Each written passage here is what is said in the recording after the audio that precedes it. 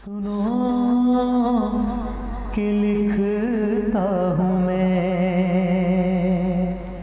دردناک وہ منظر۔ اعوذ باللہ من الشیطان اللعین الرجیم، بسم اللہ الرحمن الرحیم۔ قائم ٹی وی کی جانب سے پیش کردہ پروگرام میں تمام دیکھنے اور سننے والوں کو السلام علیکم۔ اور اس وقت ہمارے ساتھ موجود ہیں بہت ہی قابل محترم شخصیت عالمہ رباب کاظمی صاحبہ۔ السلام علیکم۔ وعلیکم السلام۔ عالمہ صاحبہ، میں آپ سے یہ پوچھنا چاہوں گی کہ پروگرام جس حوالے سے ہم نے منعقد کیا ہے شہادت جناب سکینہ دربار شام اور امام حسین کے سفر کے حوالے سے، واقع کربلا کے بعد کے حوالے سے، تو اس حوالے سے کچھ سوالات ہیں، تو اس کی آپ ہماری رہنمائی فرمائیے۔ جی بہت شکریہ۔ جی، شام غریبہ میں کیا معاملات تھے؟ دیکھیں، امام حسین علیہ السلام کی شہادت ایک بہت بڑا اسلام کے ماتھے پہ جو ہے مسلمانوں کے لیے ایک کلنک کا ٹیکہ ہے، کیونکہ کوئی بھی آپ مذہب اٹھا کے دیکھیے، کسی مذہب کے اندر اس طرح سے ہوئی ہیں، بالکل شہادتیں ہوئی ہیں انبیاؤں کی، لیکن یہ ہے کہ اس طرح سے ظلم و جور کے ساتھ، اور زیادہ عرصہ بھی نہیں گزرا ہے، 50-60 سال کے عرصے کے اندر اسلام کو اتنا بڑا جو ہے واقعہ دیکھنا پڑا امام حسین علیہ السلام کی شہادت پہ۔ تو امام حسین علیہ السلام کی شہادت صرف امام سے بغض نہیں تھا، بلکہ اسلام سے بغض تھا، اور نبی صلی اللہ علیہ وسلم نے جو دین لایا تھا اس سے تھا، اور مولا علی کی ولایت سے تھا۔ تو یہ سب کے قیام کے لیے ضروری تھا کہ امام حسین علیہ السلام ایک ایسی شہادت دیتے جو رہتی دنیا تک قائم رہتی۔ اور جب اس کے بعد سے، اور یہ دنیا کا ایک طریقہ رہا ہے، اور انسانوں کا ایک معاملہ یہ رہا ہے کہ انسان ہمیشہ مظلومیت کا ساتھ دیتا ہے۔ اگر امام حسین علیہ السلام آمرانہ طریقہ اختیار کرتے تو شاید وہ ذکر ختم ہو چکا ہوتا، لیکن یہ ہے کہ امام حسین علیہ السلام امام تھے، وہ میں کہہ بھی نہیں سکتی ہوں حتمی طور پہ کہ اگر آمرانہ طریقہ اختیار کرتے تو ذکر ختم ہو جاتا، لیکن یہاں پہ یہ ہے کہ انسانوں کی فطرت یہ ہوتی ہے کہ وہ مظلومیت کو زیادہ پسند کرتے ہیں، مظلومیت کی طرف دل گرفتہ ہوتا ہے، دل اٹریکٹ ہوتا ہے اور گلومی ہوتا ہے، اس وجہ سے کہ ظلم کا ہر کوئی، مظلوم کا ہر کوئی ساتھ دینا چاہتا ہے، چاہے وہ زبان سے دے، ہاتھ سے دے، یا دل سے ہی اس پہ راضی ہو۔ یہاں پہ معاملہ بڑا عجیب تھا، آمرانہ دور تھا، یزید کا دور تھا، اور یزید نے کو یہ حکومت جو ملی غاصبانہ تھی، کیونکہ حق محمد و آل محمد کا ہمیشہ سے اس پہ رائے اور رہے گا۔ تو کیا ہوا ہے کہ جب شام غریبہ آئی ہے، اور جیسا کہ سب جانتے ہیں کہ کس بے دردی سے اس خانوادے کے جوانوں کو، بوڑھوں کو، بچوں کو، یعنی کہ اطفال کیا جائیں گے، نیو نیٹس کو جو ہے وہ قتل کیا گیا ہے، شہید کیا گیا ہے، ایسا تاریخ میں کہیں، انسانی تاریخ میں نہیں ملتا ہے۔ شام غریبہ آئی ہے اور خیاموں کو آگ جب لگا دی گئی ہے، بیویاں بے سر و پا، بے آسمان کے، کھلے آسمان کے نیچے ہیں، اور ان کے سروں پہ یہاں تک کہ چادریں تک جو ہے چھین لی گئی ہیں۔ لیکن اس میں بھی میں آپ کو بتاؤں کہ بہت ساری ایسی ہمارے امام حسین علیہ السلام پہ جو مظالم ہوئے ہیں، جو صرف میت امام حسین علیہ السلام پہ ہوئی ہے، اس کا بھی ہم ذکر نہیں کر پاتے ہیں، کیونکہ اتنا زیادہ تفصیلات بیان کرنا بھی جو ہے ہم لوگ برداشت نہیں کر پاتے ہیں۔ لیکن میں یہاں پہ ایک بات بتاتی چلوں کہ دو ایسے لوگ تاریخ میں ملتے ہیں جو کہ امام حسین علیہ السلام کے ساتھ ساتھ تھے، لیکن غداری اس قدر تھی کہ امام حسین علیہ السلام کے خیموں سے بہت دور جا کے حارث فہری نے اپنا خیمہ لگایا ہوا تھا، جہاں پہ وہ اپنے گھوڑے کو، خیام میں پانی نہیں تھا لیکن اس کے خیمے میں پانی تھا، اس کے خیمے میں جو ہے وہ گھوڑے کی غذا بھی تھی اور اس کی بھی تھی، اس نے اتنا سٹور کیا ہوا تھا، لیکن امام کے بچوں کی اسے آواز نہیں آتی تھی، ساتھ ساتھ امام کے رہنے کے باوجود اس کے دل پہ اتنی زیادہ شقاوت تھی کہ وہ بس یہ دیکھتا رہا کہ جنگ میں کون جیت رہا ہے، میں اس کے سائڈ پہ چلے جاؤں، میں اس کا ساتھی بن جاؤں جہاں پہ مجھے دنیاوی فائدہ مل سکے۔ یہ حارث فہری تھا۔ اور دوسرا ایک شخص ملتا ہے جمال حسین کے نام سے، کہ اس نے امام کے ساتھ چلا ہے، امام کے غلاموں میں سے رہا ہے اور امام کے ساتھ ساتھ چلتا رہا ہے، اور اتنا خوبصورت تھا کہ اسے جمال حسین کہا جاتا تھا۔ تو کیا ہے کہ جب امام حسین علیہ السلام کی شہادت کے لیے امام حسین اپنے جانے لگے جنگ کے لیے، تو حارث فہری سے مولا نے کہا کہ تو جا، تو اب تیری باری ہے، تو جا. تو اس نے انکار کر دیا، کہا نہیں مولا میں تو اب تو آپ ہارنے والے ہیں، آپ کی تو تمام فوج ختم ہو چکی ہے. تو اس حارث فہری کے یہ تھا کہ اس نے اپنے گھوڑے پہ سوار ہوا اور برق رفتاری سے وہاں سے بھاگ گیا. لیکن کوفے میں اس کے ساتھ یہ ہوا کہ اسے غداری امام حسین علیہ السلام پہ یزید کی فوج نے ہی اسے سزا دی ہے کہ تو ایسا غدار ہے کہ امام کو چھوڑ کے بھاگ گیا تو ہمارا ساتھ کیسے دے سکتا ہے. تو ایک تو یہ اس کا حال یعنی کہ برا ترین ہوا. اور اس کے بعد سے یہ جمال کا واقعہ ملتا ہے کہ مجھے اس کو پڑھتے ہوئے بھی بڑا عجیب لگا کہ امام حسین علیہ السلام کو جب لوٹا گیا ہے، یعنی کہ ایک تو شہادت ہو گئی امام کی، پھر اس کے بعد سے امام کو لوٹا گیا، یعنی کہ جسم پہ جو جو چیزیں موجود تھیں ان چیزوں کو لوٹا گیا ہے. یعنی کہ کرتا تک امام نے چاک کر ڈالا تھا اپنا، کہ جو جناب سیدہ نے اپنے ہاتھوں سے سیا تھا اور بی بی زینب نے امام کو پہنایا تھا. اور پھر وہی ہوا کہ اس شخص امام نے اتنے سوراخ اس میں خود کر دیے تھے، جگہ جگہ سے اسے جو ہے وہ کہا جائے کہ تار تار کیا تھا تاکہ کوئی میرے جسم سے کرتا اتار نہ سکے. اس کی کہا جائے کہ اس کی حالت دیکھ کے، اس کی خستگی دیکھ کر اس کو اتار نہ سکے. لیکن پھر بھی لوگوں نے امام کے جسم پہ وہ اور تیروں سے بھی چھلنی ہو گیا، اس کے باوجود وہ کرتا امام کے جسم سے کھینچا گیا. امام کے ہاتھ سے انگلی کاٹ کے انگوٹھی نکال لی گئی. ابھی بات یہاں پہ صرف ختم نہیں ہوئی تھی کہ جمال جو ہے وہ خود خانہ کعبہ میں کھڑا ہو کے دعا کر رہا ہے، پروردگار مجھے پتہ ہے تو معاف نہیں کرے گا، میں نے ایسا کبھی کام کیا ہے کہ میں تجھے دنیا کے کسی بھی ایسے شخص کو لے آؤں جو کہ میری معافی کے لیے وسیلہ بن جائے، لیکن پروردگار میں نے جو کام کیا ہے تو مجھے معاف نہیں کرے گا. اور یہ اتنا خوبصورت تھا لیکن اس کا چہرہ سیاہ ہو چکا تھا اور اس کے ہاتھ شل ہو چکے تھے. تو اس نے یہ دعا کر رہا تھا خانہ کعبہ میں غلاف کعبہ کو پکڑ کے. تو لوگوں نے اس سے پوچھا کہ تیرے ساتھ معاملہ کیا ہوا ہے کہ تو کبھی خوبصورت تھا، یہ تیرا رنگ ایسا اور ہاتھ شل ہو چکے. اس نے کہا میں مجھ سے نہ پوچھو، میں نے بہت برا کام کیا ہے. تو لوگوں نے اصرار کیا. پھر اس نے بتایا کہ جب امام حسین علیہ السلام کی شہادت ہو گئی ہے تو میں امام کے ساتھ تھا اور میں شروع سے مدینہ سے ساتھ چلا ہوں میں، اور میری نظر امام کے جو ہے وہ کمر بند پہ تھی. کمر بند یعنی کہ ایک پٹکا ہوتا ہے اور پٹکے کے اوپر ایک اور چیز باندھی جاتی ہے، اور کہیں وہ یمن کا اتنا خوبصورت پٹکا کہہ لیں یا کہا جائے کمر بند تھی کہ میرا دل اس پہ ہر وقت رہتا تھا اور میں چاہتا تھا کہ یہ کسی طرح مجھے مل جائے. لیکن میری ہمت نہیں ہوتی تھی کہ میں امام سے اس کا تقاضا کر لوں، امام سے مانگ لوں کہ امام مجھے یہ عطا کر دیں. یعنی میں اسی اس میں تھا کہ کس طرح سے میں یہ امام سے حاصل کر لوں. تو بس کہا کہ میں تھوڑی دور پہ یہ بیٹھا ہوا دیکھ رہا تھا، اور جب امام کی شہادت ہو گئی تو میرے ذہن میں ایک دم آیا کہ یقیناً وہ امام کو اتنا عزیز تھا کمر بند کہ امام نے ضرور پہنا ہوگا، اور اب موقع ہے کہ میں امام سے وہ لوٹ لوں، ان کے جسم سے وہ اتار لوں. تو بس اس نے کیا کیا کہ امام کی میت کے پاس آیا، لاشے پہ آیا امام کے، اور جب دیکھا تو وہ کمر بند امام کے جسم پہ موجود تھا. اس نے کہا کہ اس پہ اتنی گرہیں لگی ہوئی تھیں، یعنی کہ بے تحاشا گرہیں لگائی ہوئی تھیں کہ کوئی اسے کھول نہ سکے. اس نے کہا کہ میں نے بیٹھ کے آرام سے ایک ایک گرہ کو کھولنی شروع کیا. جب میں نے ایک ایک گرہ کا آخری گرہ کھول کے جیسے میں نے اتارنا شروع کیا، ویسے امام نے اپنا دایاں ہاتھ جو ہے نا اس پہ رکھ لیا اور اسے پکڑ لیا.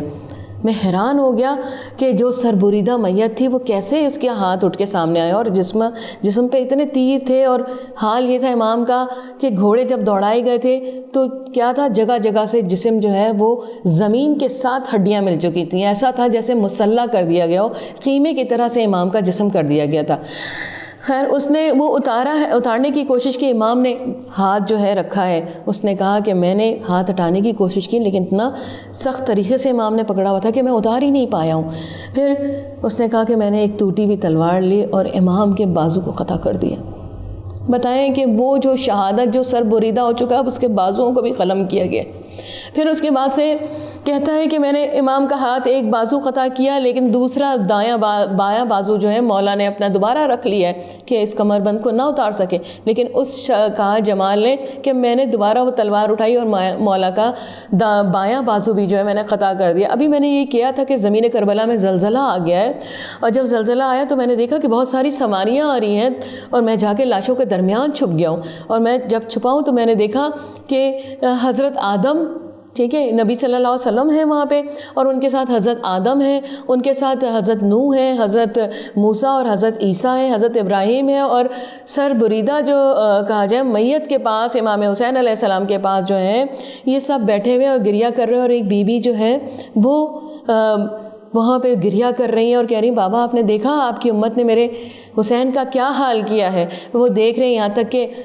رسول خدا نے ہاتھ بڑھایا اور سر امام حسین علیہ السلام کوفے سے منگوا لیا, اور سر کو جب جوڑا ہے تو امام حسین علیہ السلام جو ہے وہ واپس اپنی پہلی شکل میں آئے ہیں, اور پھر بات کی نانا آپ نے دیکھا آپ کی امت نے میرے ساتھ کس طرح سے سلوک کیا ہے, نانا میرے ہاتھوں کو دیکھیے. جب مولا نے اپنے ہاتھوں کی طرف اشارہ کیا ہے کہ دیکھیے میرے ہاتھوں کو, کہ میرے ہاتھ جو ہیں وہ بھی قطع کر دیے گئے صرف اس کمر بند کے لیے. تو بس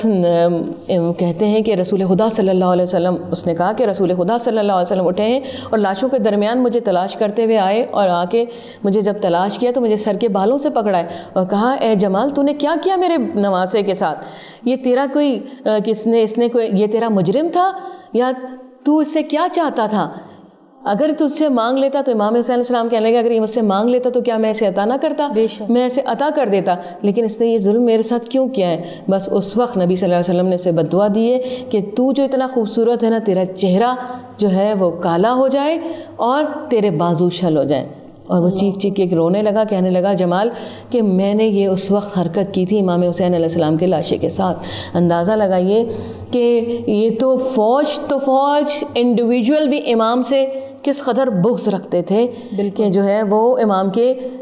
گزر چکے ہیں لیکن ایک ذرا سی چیز کے لیے اس نے امام کے ساتھ کتنا برا سلوک کیا. بالکل, بہت شکریہ رباب کاظمی صاحبہ. ہمارا ایک مختصر سے وقفے کا وقت ہوا جاتا ہے, وقفے کے بعد ہم پھر حاضر ہوں گے. کہ لکھتا ہوں میں دردناک وہ منظر, سنو کہ لکھتا ہوں میں دردناک وہ منظر.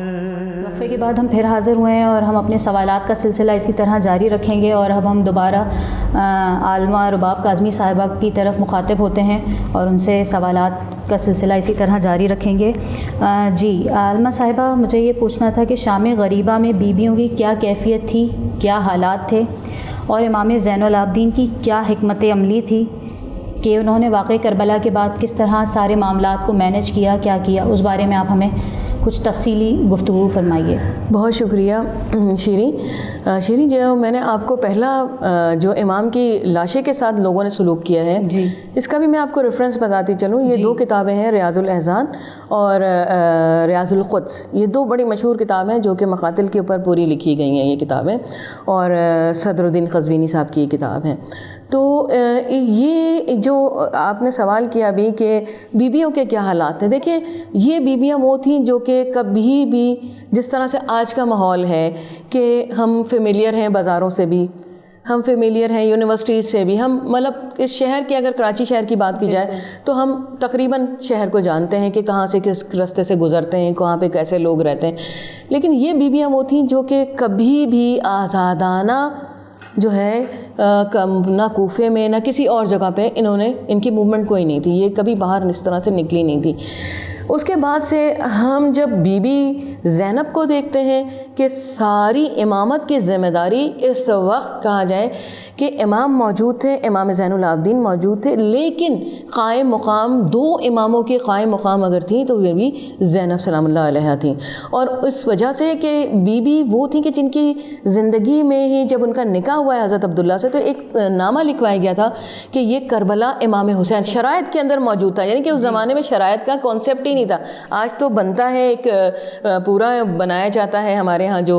نکاح نامہ لکھا جاتا ہے اس میں شرائط لکھائی جاتی ہیں, کچھ لکھاتے ہیں کچھ نہیں لکھواتے ہیں. لیکن یہ وہ بیوی ہیں جن کے نکاح نامے کے اندر جو ہے وہ شرائط میں یہ لکھایا گیا تھا کہ بیوی کربلا جائیں گے امام حسین علیہ السلام تو عبداللہ انہیں نہیں روکیں گے. تو یہ یہاں دیکھیے کتنی بڑی ذمہ داری بیوی کو شروع سے ملی ہوئی تھی. اور بیوی جو ہے انہیں ام امین نے یہ بتایا تھا کہ یہ واقعہ کربلا ہوگا کہ, اور آخری دنوں میں جب امام علی علیہ السلام اس دنیا سے جانے لگے ہیں تو بیوی نے ایک سوال مولا علی سے کیا ہے کہ بابا مجھے یہ بتائیے کہ ام امین نے مجھے یہ بتایا ہے کہ مجھے کربلا جانا ہے اور یہ واقعات ہوں گے,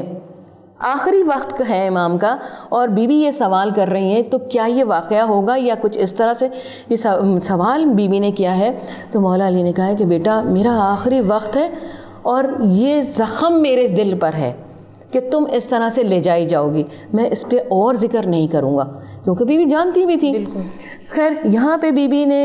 اپنے طور پہ ظاہر ہے ہم انسان ہم لوگوں کو کوئی معاملات پیش آتے تو ہم اس کی تیاری کرتے ہیں، لیکن یہ بھی بیوی وہ تھی کہ جو پروردگار کی طرف سے پروردہ تھی اس معاملے کی اور انہوں نے کرنا تھا. لیکن ایک ایسے انسان دیکھیں، ایک خاتون کے طور پہ دیکھیں کہ بیوی کی استقامت یہ تھی کہ خیام جل گئے، لیکن اتباع امام کا یہ حال ہے کہ ابھی وہ امام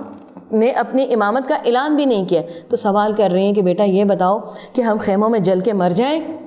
یا ہم خیموں سے باہر نکل آئیں. یہ دیکھیں کتنا بڑا امام کے اتباع کا اس سے بڑا مظاہرہ مجھے نہیں نظر آتا ہے کہ ایک خاتون ہو کے کہتی نا نکل جاتی. اس وقت ہنگام کا تھا، گھوڑے دوڑ رہے تھے، چاروں طرف سے جو ہے بچے شہید ہو رہے تھے اور آگ لگی ہوئی تھی. ایک خاتون گھبرا کے نکل سکتی تھی، لیکن دیکھیے کہ زندگی سے زیادہ امامت کی اہمیت تھی کہ امام زین العابدین علیہ السلام کو بتایا کہ یہ میرے وقت کے امام ہے. سب کو جو خواتین تھی بتا دیا یہ وقت کے امام ہے، ان کا اتباع کرنا ضروری ہے. تو بس بیوی نے جو سوال کیا اور امام زین العابدین علیہ السلام ظاہر امام کو پتہ ہے وہ امام ہے، اور انہوں نے فوراً اس کا حل دیا کہ نہیں، آپ زندگی بچانا زیادہ ضروری ہے. لاشوں پہ دیکھ رہی ہیں کہ ہم جب جاتے ہیں زیارتوں پہ دیکھتے ہیں کہ تلہ زینبیہ زیادہ دور نہیں ہے، اور آپ خود اندازہ کریں کہ جب کھڑے ہوتے ہیں تلہ زینبیہ پہ تو امام حسین علیہ السلام کے ذبح ہونے کا منظر آپ کی اپنے آنکھوں میں آنے لگتا ہے، گزرنا شروع ہو جاتا ہے کہ کس طرح سے بیوی نے، اور وہ بھائی مطلب اس کی مثال کوئی دنیا میں ہے ہی نہیں جیسی محبت امام حسین علیہ السلام سے تھی کہ جب کوفے میں بازار میں امام حسین علیہ السلام کا سر سب سے بلند نیزے پہ چڑھا کے لایا گیا ہے تو بیوی نے ایک دفعہ بھائی کے سر کو دیکھا اور پتہ ہی چیخ کے کیا کہنے لگی کہ اے میرے بھائی اتنے دن ہو گئے، یعنی کہ ابھی صرف 2-3 دن ہوئے اس واقعے کو، اور سر پہلے چلے گئے تھے کوفے میں. کہ بیوی نے جیسے ہی کوفے میں داخل ہوئے اور امام کا سر نظر آیا ہے تو بیوی نے چیخ کے کہا، اے بھائی تم میرے اتنے پیارے بھائی ہو، آج 3 دن 4 دن گزر گئے، میں نے تمہیں کب سے نہیں دیکھا ہے، میں تمہیں کب سے تلاش کر رہی ہوں، بھائی تم کہاں چلے گئے ہو. یعنی کہ یہ اتنی درد انگیز پورا ایک بیوی کی گفتگو ہے امام سے کہ میں اس کو پورا بیان بھی نہیں کر پاؤں گی کہ کس طرح سے بیوی نے درد انگیز انداز میں امام کو پکارا ہے اور امام نے اس کا جواب دیا ہے. پھر کیا ہے کہ جب لے جانے لگے ہیں قافلے کو، اور قافلے کے اندر جب 11 محرم ملتا ہے، اس سے پہلے تمام سروں کو جو ہے روانہ کر دیا گیا تھا کوفے کے اندر، اور بعد میں بیویوں کو لے کے چلے ہیں. تو یہ بیوی جو تھی نا، یہ جب سوار کیا جاتا ہے تو دیکھیے نامحرموں کے ساتھ جب قافلہ واپس آیا تھا اور امام کو شہید کرنے کی کوشش کی جا رہی تھی کہ امام زین العابدین کو بھی شہید کر دیں، تو لوگوں نے کہا تھا یہ بیویوں کا لٹا ہوا قافلہ، اس کے ساتھ ایک مرد ہے، یہ کسی نامحرم کے ساتھ قافلہ موو نہیں کر سکتا. یہ ان لوگوں کا خیال تھا، تو موو نہیں کر سکتا ہے، تو اس لیے ان کے ساتھ جو ہے ایک مرد کا ہونا ضروری ہے. جانے دے یزید ان کو، ٹھیک ہے، ان کے ساتھ. اب یہاں پر بھی یہی بات آتی ہے کہ جب سوار کیا جا رہا تھا تو مجھے بتائیں کہ وہ بیمار امام اپنی ماں بہنوں کو جو کوجاؤں میں بیٹھ کے، جن کو حضرت عباس نے سوار کیا تھا، جن کو حضرت علی اکبر نے سوار کیا تھا، جن کے لیے امام حسین علیہ السلام نے اپنے گھٹنے طے کر دیے تھے، وہ بیوی کو سوار کرنے کے لیے وہ میرا بیمار امام اپنے گھٹنوں کو رکھتا ہے. اور ایک ایک بیوی کو، کیونکہ محرم وہی ہیں اور کسی میں اور ایسا سوال ہی نہیں ہو سکتا ہے کہ یزید کی فوج نے جو ہے وہ ان بیویوں کو ہاتھ پکڑ پکڑ کے بے کجاوا اونٹوں میں، نہیں، یہ امام زین العابدین تھے جنہوں نے اپنی تمام مقدرات کو ہاتھ پکڑ پڑ کر کے اس بیماری میں سوار کیا ہے. اور یہ دیکھیں کہ ہم کہتے ہیں امام مہار پکڑ کے چلیں، نہیں، امام کے ساتھ صرف مہار نہیں ہے، جگہ جگہ پہ امام کے ساتھ جو ظلم ہوا نا وہ ایسا تھا کہ امام کے پاؤں کو جو ہے اونٹ کے پیٹ پہ باندھ دیا گیا اور گردن کو جو ہے نا وہ اونٹ کی گردن کے ساتھ باندھا گیا اور سوار گیا. اور پھر ایک پورا خطبہ اور گفتگو ملتی ہے امام زین العابدین علیہ السلام کی اور بیوی کی کہ جب جو ہے امام گزرے ہیں لاشوں کی طرف سے تو ایک دفعہ ٹھہر گئے ہیں، یعنی کہ ساکت ہو گئے ہیں. بیوی نے پوچھا ہے کیا بات ہوئی ہے؟ کہا پھوپھی اماں ذرا نظر تو دوڑائیے، اب جو بے کجاوا اونٹوں پہ اور گلے سے جو ہے پسے پشت ہاتھ بندھے ہوئے ان بیویوں نے جو نظر ڈالی ہے نا، تو بی بی زینب نے اپنے آپ کو اونٹوں سے گرا لیا ہے. اور کیا ایسا نہیں تھا، سب بیویوں نے، سب کے ظاہر ہے ہر کسی کا کوئی نہ کوئی ریلیشن موجود تھا اس میدان میں. ہے حضرت علی اکبر کی والدہ نے، ٹھیک ہے، بی بی ام فروہ نے، سب نے ایک دفعہ اونٹوں سے وقت گری ہے. اور پھر کہتے ہیں امام زین العابدین کہ مجھ پہ کیسا وقت ہے کہ میرا بابا بے گور و کفن ہے، اس کے کوئی سبیل نہیں ہے کہ میں اسے دفنا سکوں، میں خود قید ہوں. اور مطلب اس سے بڑا ظلم کسی اولاد کے اوپر کیا ہوگا کہ مولا کا بیٹا جو ہے وہ امام ہے، اختیار تصرف رکھتا ہے، لیکن پروردگار عالم کی رضا کے لیے اس نچلے درجے پہ آ گئے ہیں، ظلم کے نچلے درجے پہ موجود ہیں کہ اپنے اختیار کو استعمال نہیں کر سکتے. اور پھر وہی بات ہے کہ وہاں سے جب گزرے ہیں اور بس یہی کہتے چلے کہ بابا میں آپ کو نہ کفن دے سکتا ہوں، نہ میں آپ کو دفن کر سکتا ہوں، بابا میں کیسا بیٹا ہوں کہ میں آپ کے لیے کچھ کر نہیں سکتا ہوں، اس وقت میں قید میں ہوں بابا. اور کس دردناک طریقے، نہیں یہ ظلم دیکھیے کتنا تھا کہ آج ہم کسی کی میت ہو جاتی ہے تو ہم کہتے ہیں جلد از جلد اسے دفنا دینا چاہیے، لیکن یہ میرا مولا 12 محرم تک بے گور و کفن جو ہے کربلا کی تپتی ریت پر جو ہے لاشا بے سر لاشا ان کا پڑا رہا. اور صرف دیکھیے کہ یہ یزید کی فوج تھی کہ 20,000 لوگ مارے گئے ہیں وہاں پہ، 20,000 لوگ مارے گئے، اور 20,000 لوگوں میں جو ہے لوگ اپنے اپنے قبیلے میں جو لوگ تھے وہ سب اپنے اپنے لاشیں لے گئے، کچھ کو جو نہیں معلوم ہوا ان کو دفن کر گئے، لیکن یہ 72 لاشیں ایسے تھے جو کہ اختیار پروردگار عالم کے پروردہ تھے، لیکن اللہ کی رضا کے لیے بے گور و کفن ان کی لاش زمین کربلا پہ پڑی. اور 12 محرم کو جب آئی ہیں بنو اسد کی خواتین تو انہوں نے دیکھا اور جا کے گھر کہا کہ اگر تم چلتے ہو تو چلو، نہیں تو ہم خود جاتے ہیں، ہماری یہ چادریں تم پہنو، ہم امام کو، تم ایسے ہو کہ امام کے وقت پہ تم لوگ نہیں گئے امام کے ساتھ، ابن زیاد سے ڈرتے رہے تم لوگ، اور اب یہ کہ امام کے اتنی کیا ہی ان کے لاشوں سے روشنیاں اٹھتی ہیں، ہم رات کو جا کے دیکھتے ہیں تو کربلا کا میدان روشن نظر آتا ہے. یہ تو بطول کے بیٹے ہیں، یہ تو رسول خدا صلی اللہ علیہ وسلم کے نواسے ہیں، تم ان کے لیے کیوں نہیں جاتے ہو؟ بس پھر بنو اسد کا قبیلہ جو تھا وہ آیا ہے، اور پھر امام زین العابدین جو ہے بحکم پروردگار عالم سمجھے انہی بیڑیوں میں، انہی کا جو ہے ہتھکڑیوں میں وارد کرب و بلا ہوئے ہیں، کیونکہ معصوم کا جنازہ، معصوم کی میت، غسل و کفن، دفن سارا معصوم کی ذمہ داری ہوتی ہے. اور یہ اعجاز ہے، اس میں کوئی دو رائے نہیں ہے کہ جو ہے امام اپنی مرضی سے کہیں نہیں جا سکتا ہے، یا امام جہاں پر جانا چاہے اسے اختیار ہے، اسے تمام زمین پہ کیا کائنات پر تصرف پروردگار عالم نے عطا کیا ہوا ہے، تو وہ کہیں پر بھی جا سکتا ہے. تب امام زین العابدین علیہ السلام با اعجاز امامت تشریف لائے ہیں، اور پھر انہوں نے، آپ اگر وہ واقعہ پڑھیے نا کہ کس طرح سے امام حسین علیہ السلام کے لاشے کو دفن کیا میرے مولا نے، کہ کبھی ایک پاؤں رکھا، کبھی دوسرا پاؤں رکھا، کبھی ایک بازو، کبھی کلائیاں رکھی ہیں. یقین جانیے کہ آخر میں جب قبر میں اتارا ہے نا تو وہ جو مسئلہ کیا ہوا سینہ تھا نا میرے مولا نے سینے سے لگا کے پتہ نہیں کتنی دیر تک روتے رہے. بے شک. ذاکرہ اہل بیت جو ہیں اس وقت ہمارے ساتھ موجود ہیں. رباب کاظمی صاحبہ، ہم آپ کے بے حد شکر گزار ہیں کہ آپ ہمارے پروگرام کا حصہ بنی، اور انشاءاللہ اگلی نشستوں میں بھی آپ ہمارے ساتھ اسی طرح شامل رہیں گی. اسی کے ساتھ مجھے اور قائم ٹی وی کی ٹیم کو اجازت دیجیے. خدا حافظ. کہتی رہی زینب تم حوصلہ رکھنا کہ پھوپھی ساتھ کھڑی ہے، وہ رنج و مزہ